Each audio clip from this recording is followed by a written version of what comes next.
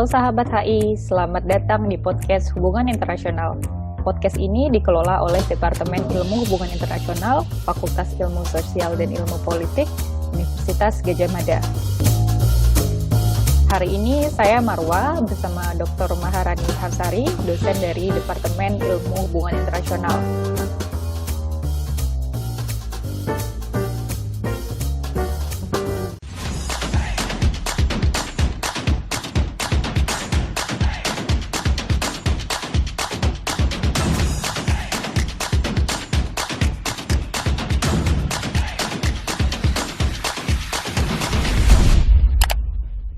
Kali ini kita akan berbicara terkait isu kelapa sawit atau minyak sawit yang saat ini menjadi salah satu isu terhangat dalam kancah politik komoditas agroindustri global. Kebetulan juga saya baru-baru ini membaca sebuah artikel di surat kabar nasional yang mengatakan there is no such a thing as sustainable palm oil. Nah, yang mana artinya adalah tidak ada yang namanya minyak sawit yang berkelanjutan.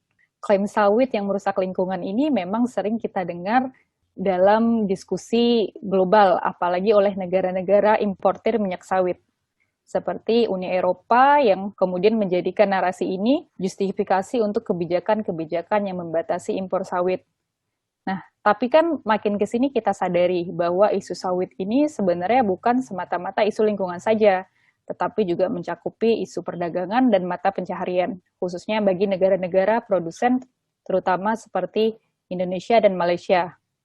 Mengingat ketergantungan sosial ekonomi terhadap komoditas yang satu ini, tentunya kebijakan-kebijakan yang mengatasnamakan lingkungan tadi akan menghasilkan dampak politik yang sangat kompleks. Ini kita mari dengar sama-sama nih ke Mbak Rani. Gimana sih Mbak menjelaskan perkembangan isu sawit ini dari perspektif ekonomi politik global? Baik, Marwa, terima kasih dan saya harus sapa dulu sahabat HI semua. Terima kasih atas kesempatannya.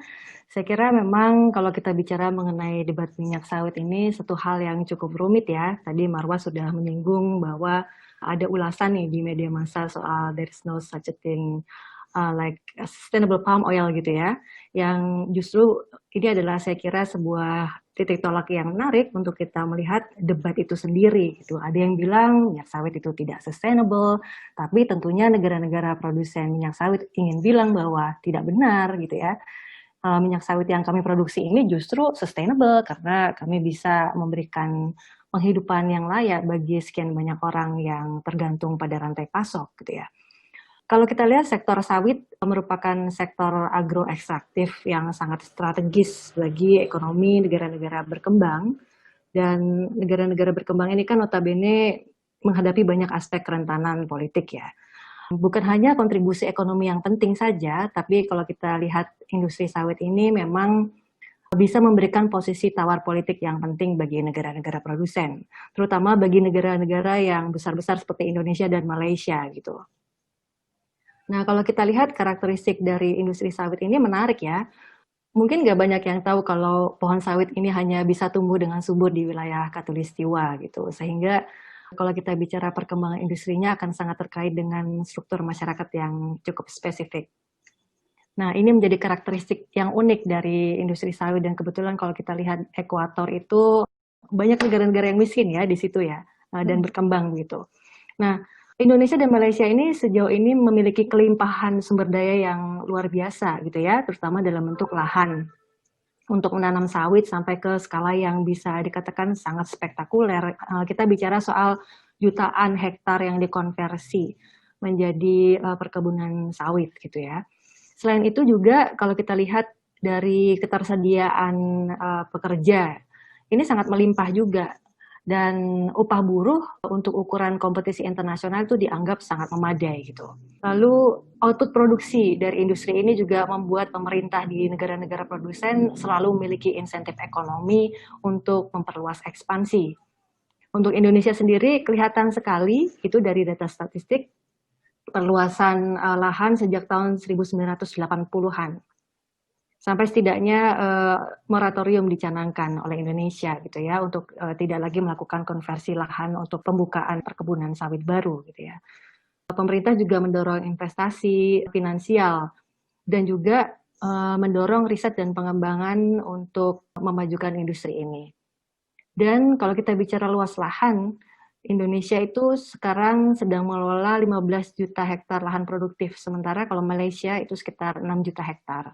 Jadi kita punya banyak keuntungan gitu. Dan kalau kita lihat dari struktur produksinya, industri sawit di Indonesia dikelola oleh perkebunan swasta, itu ada juga perkebunan negara dan perkebunan rakyat, baik plasma maupun petani mandiri gitu ya. Dan proporsinya kurang lebih antara perkebunan swasta dan rakyat ini hampir-hampir sepadan, sekitar 40%-an gitu. Juga banyak sekali jutaan orang yang bergantung di sini ya. Ada sekitar 17 juta orang loh yang di Indonesia ini ya, yang hidupnya bergantung pada rantai pasok sawit global. 3 juta diantaranya pengelola kebun sawit rakyat gitu. Jadi kita bisa melihat betapa signifikannya industri ini secara ekonomi politik gitu, Marwah. Jadi kalau misalnya kita bicara bahwa, oh pelarangan terhadap sawit ini menyelamatkan lingkungan, semata-mata itu agak ignorant gitu bisa dibilang, karena tidak melihat bahwa ternyata petani kecil gitu, smallholders, farmersnya juga besar ya proporsinya dengan apa perusahaan-perusahaan yang besar begitu. Iya, jadi saya kira kita perlu melihat dari aspek yang lebih komprehensif bahwa Mm-mm. klaim kerusakan lingkungan itu hanya salah satu cara untuk membaca bagaimana orang berelasi dengan industri sawit global gitu ya. Tapi ada Iya, banyak cara lainnya yang kadang-kadang dalam debat publik itu kita sengaja hilangkan gitu iya. pandangan-pandangan seperti itu. Yang disinilah kemudian letaknya segala dinamika politik yang sedang kita hadapi sekarang gitu, yang menjadi tantangan untuk negara-negara produsen sawit. Kalau misalnya kita udah mempertimbangkan berbagai aspek dari isu sawit ini, kira-kira sebenarnya ada skenario apa sih di balik posisi negara-negara importir yang memberlakukan aturan-aturan pembatasan terhadap produk sawit gitu dengan mengatasnamakan keberlanjutan lingkungan, yang mana makin ke sini makin rigid ya tampaknya. Kalau kita membaca dari kritik ekonomi politik global, itu setidaknya kita bisa berasumsi bahwa konsekuensi perkembangan industri sawit itu sangat besar terhadap pengejaran kekuasaan politik dan juga kesejahteraan ekonomi tentunya ya. Dan kedua-duanya saling berjalinan dengan kuat. Indonesia dan Malaysia menjadi pemain yang sangat diperhitungkan dalam pergeseran struktur kompetisi pasar minyak nabati global. Nah, dari sisi kritik ekonomi politik, mungkin kita bisa melihat ada setidaknya 3 penjelasan utama di sini, yaitu kritik kompetisi perdagangan internasional, lalu ada juga kritik neokolonialisme, dan kritik institusionalis. Kita bahas satu-satu ya, Marwa dan sahabat HI ya.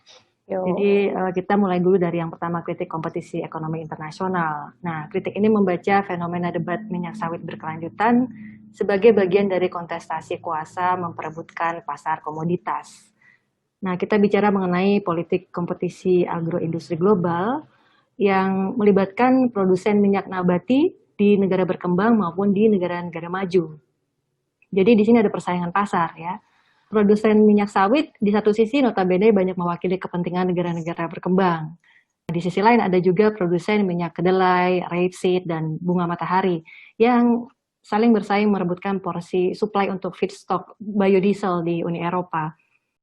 Penjelasan ini mengedepankan aspek-aspek kepentingan ekonomi yang berbasis komoditas, dan kita bisa melihat ada formasi aliansi politik yang terbentuk, misalnya antara berbagai asosiasi komoditas nasional seperti GAPKI kalau di Indonesia, ya kalau di Malaysia namanya Malaysia Palm Oil Association, ataupun dalam kerangka kolektif gitu. Itu yang pertama. Lalu yang kedua, kritik neokolonialisme, melihat bahwa yang dilakukan oleh Uni Eropa adalah sebuah bentuk penaklukan dan dominasi yang dibangun dengan menggunakan instrumen pasar yang koersif, kira-kira seperti itu. Ada pemberlakuan standar teknis yang rumit, sulit dipahami oleh negara-negara produsen sawit karena teknikalitasnya, sehingga ya menjadi sulit ya untuk memenuhi kriteria keberlanjutan yang diterapkan begitu. Para pengusaha domestik mengalami banyak hambatan memenuhi parameter-parameter yang dipersyaratkan. Indonesia sudah ada sertifikasi ISPO, Indonesia Sustainable Palm Oil. Tapi ternyata hal ini juga tidak mampu mengantarkan minyak sawit masuk ke pasar Eropa dengan mulus ya. Nah, kritik lingkungan dianggap sebagai cara negara-negara maju untuk menghambat perkembangan ekonomi negara-negara produsen sawit begitu. dengan menggunakan aturan-aturan yang menyebabkan komoditas dari negara-negara produsen sawit menjadi tidak kompetitif di pasar internasional. Nah, yang ketiga, kalau kita bicara kritik institusionalis, menekankan pada proses internasionalisasi institusi pembangunan berkelanjutan yang diadopsi Uni Eropa, tapi diterjemahkan lagi dalam bentuk regulasi-regulasi domestik ya, khususnya regulasi lingkungan, dan berusaha untuk didifusikan seluas-luasnya kepada negara-negara mitra dagang. Apa yang terjadi sekarang ini dilihat sebagai kegagalan Indonesia untuk membangun kepatuhan terhadap perkembangan institusi baru ini ya di seputar industri agroekstraktif khususnya. Apa yang dipersyaratkan oleh pasar menjadi parameter dari argumen ini. Nah, konsekuensinya Indonesia harus melakukan perbaikan-perbaikan tata kelola industri sawit gitu karena penekanannya pada kepatuhan. Juga kita bisa melihat bagaimana peran banyak aktor internasional yang terlibat secara seksama dalam proses-proses menentukan compliance dari industri. Terutama kalau kita lihat ada skema namanya Roundtable on Sustainable Palm Oil atau RSPO. Nah, dari 3 debat yang ada, saya kira kita juga bisa melihat atau menganalisis lebih jauh begitu, ada aspek kontestasi diskurs juga yang mendalikan politik kompetisi global ini. Jadi dalam pemahaman saya, praktek kompetisi, dominasi, dan internalisasi nilai dan norma institusi yang dibangun itu tidak berdiri secara independen. Ada diskurs yang sebetulnya saling bertanding untuk mengendalikan bergeraknya industri sawit ke depan. Kontestasi diskurs ini jugalah yang menentukan bagaimana problematisasi terhadap sawit itu dilakukan oleh aktor-aktor di Uni Eropa dan juga menentukan respons dari negara-negara produsen. Karena kalau kita cermati secara historis, tekanan politik yang saat ini dialami Indonesia itu merupakan produk dari menguatnya diskurs sustainable development yang mungkin kita juga sedikit banyak tahu ya, yang sudah mengemuka sejak tahun 90-an ya, Marwa dan sahabat HI sekalian. Hal ini menjadi fondasi penting bagi debat minyak sawit berkelanjutan global dalam proses-proses yang sifatnya top-down maupun bottom-up. Perkembangan industri sawit global sebelum kebakaran hutan tahun 97 ya sangat didominasi oleh wacana pertumbuhan kan ya, mungkin kita bisa ingat gitu ya, kembali tahun 97 ini kayaknya momentum yang sangat penting gitu. Di era-era sebelumnya, misalnya dalam konteks Indonesia, kalau kita ingat, di periode Orde Baru, Presiden Soeharto itu memperkenalkan skema perkebunan inti rakyat atau PIR. Tahun 1980-an lah kira-kira, dengan bantuan dari Bank Dunia. Nah, pada saat itu program ini berjalinan juga dengan transmigrasi ke wilayah-wilayah di luar Jawa kan. Waktu itu belum ada yang mengganggu-gugat pola-pola industrialisasi yang berjalan dalam hegemoni diskurs pertumbuhan ekonomi nasional ini. Pasar Indonesia di negara-negara produsen juga belum seluas sekarang. Nah, praktis belum ada debat yang tajam ya, seperti sekarang, yang mengakibatkan tekanan-tekanan pasar terhadap Indonesia dan negara-negara produsen minyak sawit yang lain gitu. Nah, bagi negara produsen, perkembangan industri sawit merupakan praktek diskursif sebetulnya yang diadopsi dalam bentuk kerangka teknokratik ya, banyak aspek manajerialnya di situ, sains, kapital, dan lain sebagainya, mendorong pembangunan sampai ke wilayah rural. Ini satu hal yang mungkin tidak akan bisa kita bayangkan berlangsung sepesat ini tanpa adanya intervensi industri agroekstraktif sawit yang melibatkan sumber daya internasional gitu. Nah, seperti yang tadi saya ulas, tahun 97 itu tampaknya menjadi momentum yang sangat menentukan. Tahun 97 itu kan merupakan tahun di mana negara-negara mulai membuka proses ratifikasi protokol Kyoto ya. Lalu kepedulian terhadap emisi gas rumah kaca mulai melembaga dalam beragam institusi pemerintah maupun non-pemerintah. Kita semua bicara tentang climate change. Terus dalam kasus industri sawit di Indonesia juga tahun 97 kan ada kebakaran hutan hebat ya. Nah, itu membuat para ahli lingkungan ramai-ramai melakukan kajian mendalam mengenai apa penyebab dari fenomena ini. Dalam perkembangannya, pembukaan lahan perkebunan sawit di Indonesia disebut-sebut sebagai penyebab utama dari kebakaran hutan. Tahun 97 juga tahun di mana Indonesia merumuskan arah kebangkitan dari krisis finansial, ya, membuka investasi dan melakukan liberalisasi di berbagai sektor, yang salah satunya ya sektor perkebunan sawit ini. Nah, penguatan diskurs Sustainable Development kemudian melembaga dalam terbentuknya RSPO yang dibentuk pada tahun 2004.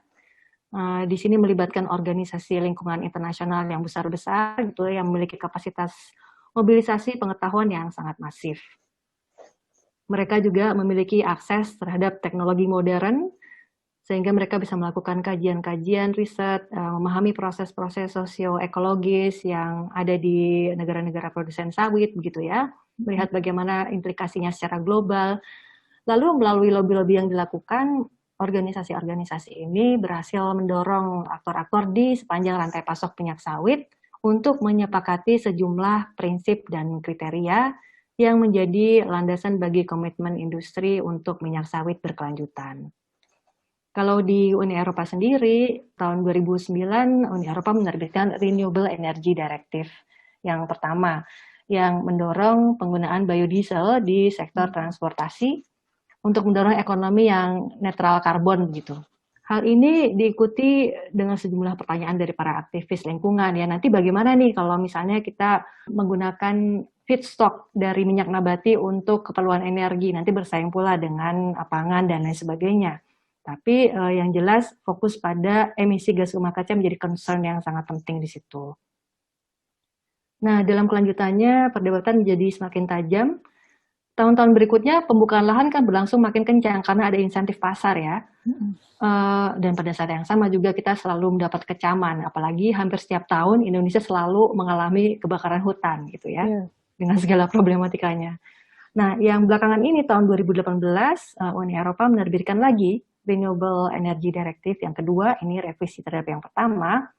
Nah, dalam direktif yang kedua ini Indonesia menghadapi hambatan untuk memasok minyak sawit karena produksi minyak sawit dianggap tidak sustainable. Dia melibatkan yang namanya indirect land use change atau ILUC dan tentu saja produksi emisi gas rumah kaca.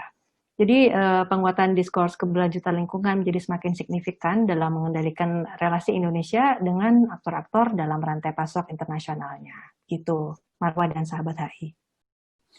Oke Mbak, berarti ini kita bisa pahami ya kayak dari 3 perspektif tadi yang Mbak Rani sebutkan itu pada dasarnya lagi-lagi isu sawit ini kita tidak hanya bisa melihat dari perspektif lingkungan bahwa ada kepentingan-kepentingan lainnya yang ingin dicapai gitu dari aktor-aktor yang terlibat. Dan lagi isu sawit ini sangat kompleks tidak hanya di level domestik ya dengan para produsen maupun perusahaan besar maupun smallholders tapi juga melibatkan aktor-aktor internasional lainnya gitu. Bahkan seperti tadi Mbak Rani bilang ada World Bank, IMF gitu yang mana sebenarnya institusi-institusi tersebut juga mendorong yaitu diskursus-diskursus ya sustainable development dan climate change dan lain-lainnya begitu. Nah, berarti ini Mbak yang pengen aku tanyain selanjutnya ini gimana sih negara-negara eksportir minyak sawit tadi Mbak Rani sebutkan Indonesia dan Malaysia itu salah satunya yang terbesar menghadapi berbagai hambatan ekonomi politik yang ada di khususnya di level internasional ya dengan tadi diterapkannya berbagai peraturan oleh EU itu. Apa strategi yang dilakukan untuk mempertahankan posisi tawarnya di pasar komoditas gitu? Apakah Indonesia atau Malaysia gitu menggunakan strategi-strategi seperti negara-negara tersebut dengan memanfaatkan diskursus counter narration gitu? Ya, kalau kita lihat dari 3 kritik ekonomi politik yang ada ya, itu kan mendorong kita untuk berpikir dalam arah problem solving, di mana penyebab munculnya diskurs lingkungan yang kuat ini harus direspon sampai ke akar-akarnya. Ini kan kepentingan dari negara-negara produsen minyak sawit ya. Yang penting lagi kan bagaimana nih caranya untuk menjaga kekuatan legitimasi industri minyak sawit Indonesia, Malaysia, dan negara-negara produsen lain di mata pemangku kepentingan internasional. Nah, kalau dalam pandangan saya, aspek-aspek politisasi yang berjalan saat ini sebetulnya membuat posisi negara-negara produsen itu sebagai subjek politik tidak otonom ya dalam mengambil keputusan. Respon negara-negara produsen sawit sangat tidak independen dalam menghadapi tekanan pasar Uni Eropa gitu. Strategi yang dilakukan untuk mempertahankan posisi tawar biasanya dikendalikan oleh pertarungan antara diskurs keberlanjutan lingkungan dan keberlanjutan ekonomi. Ini 2 diskurs besar yang sedang mencoba memperebutkan ruang begitu ya.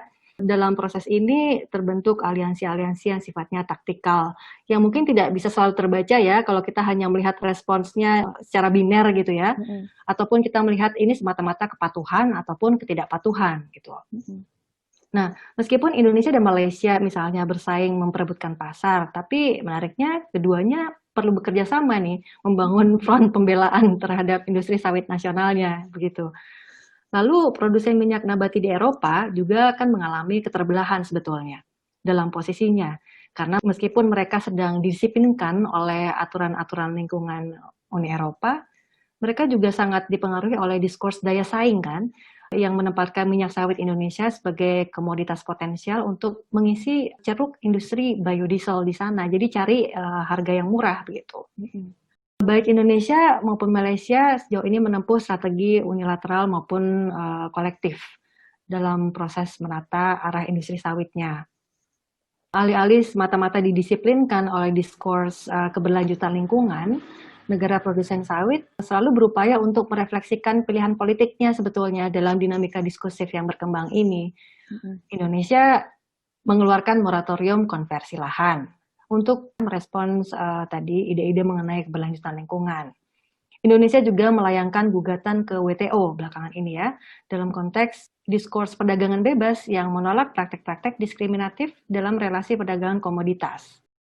Indonesia juga memperlakukan ISPO untuk merespons prinsip dan kriteria legal, sosial, dan lingkungan yang kemudian memunculkan tantangan politik lagi bagi internalisasi prinsip dan kriteria RSPO.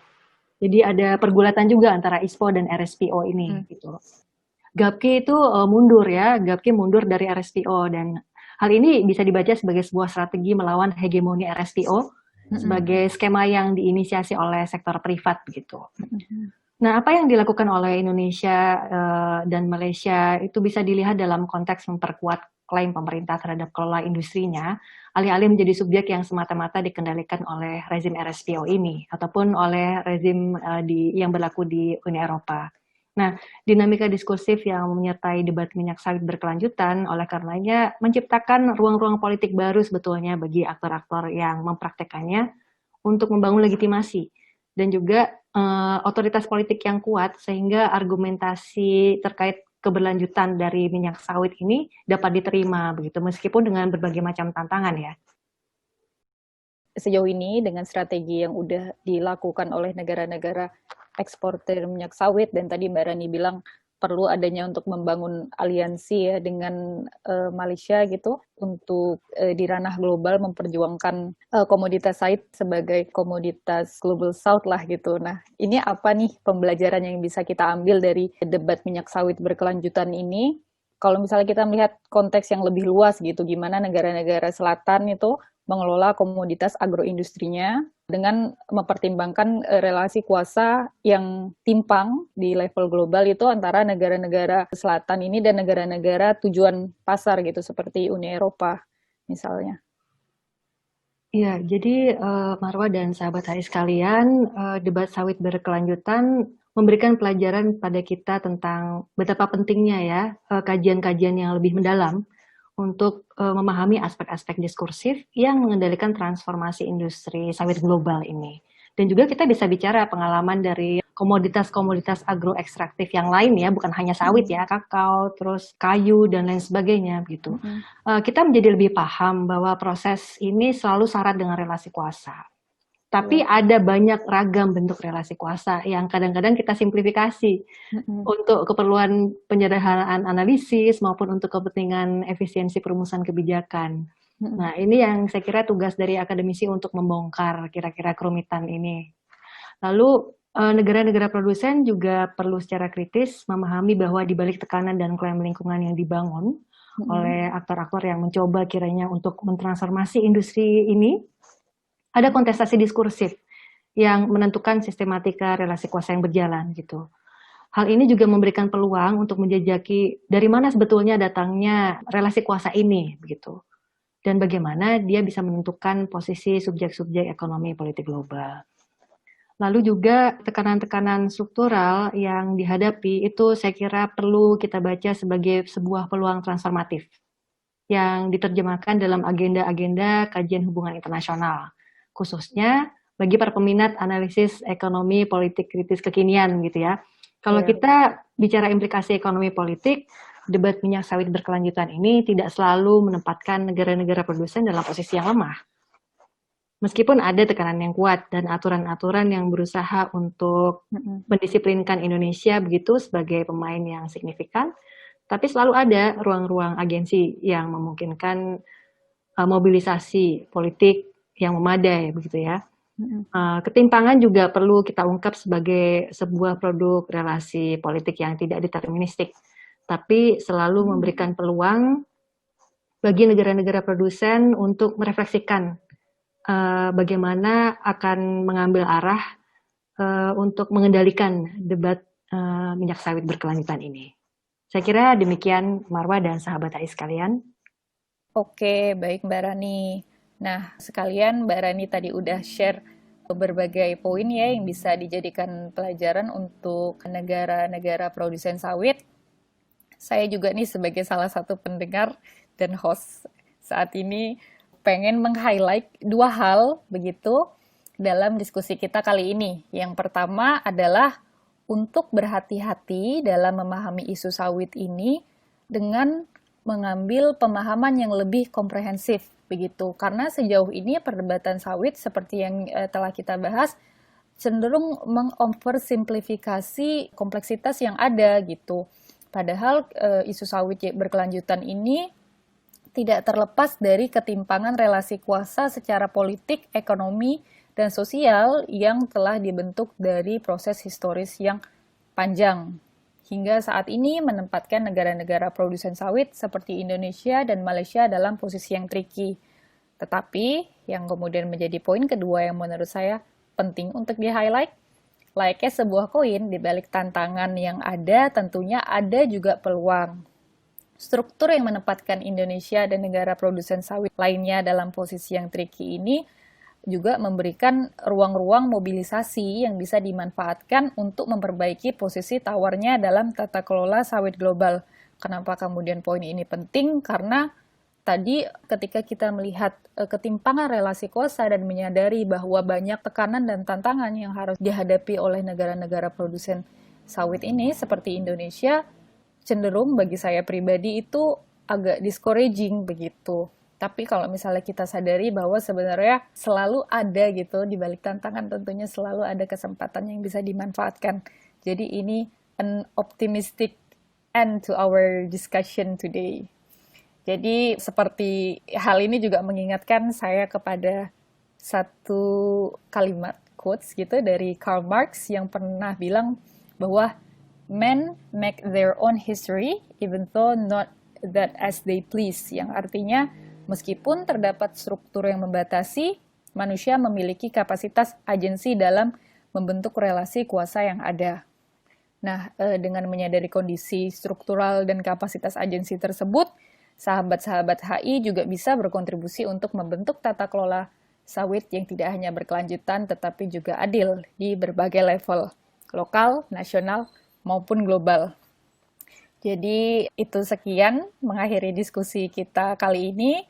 Terima kasih Mbak Rani sekali lagi udah bergabung dan teman-teman juga yang sudah mendengarkan diskusi kita kali ini. Semoga bermanfaat dan bisa memotivasi sahabat HI untuk tidak hanya mencari tahu tapi juga berkontribusi lebih banyak terkait isu yang barusan kita bahas. Jangan lupa follow sosial media kita di podcast Hubungan Internasional, di Instagram dan YouTube, dan terus ikutin diskusi kita selanjutnya. Terima kasih dan sehat selalu.